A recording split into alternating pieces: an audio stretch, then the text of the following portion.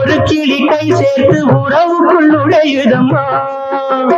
உல்லாச வாழ்க்கையை உறவுக்கு கொடுச்சிட்ட ஒரு கிளி ஒதுங்குதம்மா.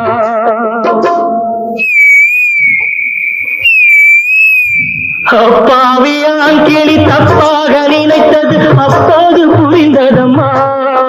அது எப்போதும் கிளி அல்ல கிணற்று தவளைதான் இப்போது தெரிந்ததம்மா.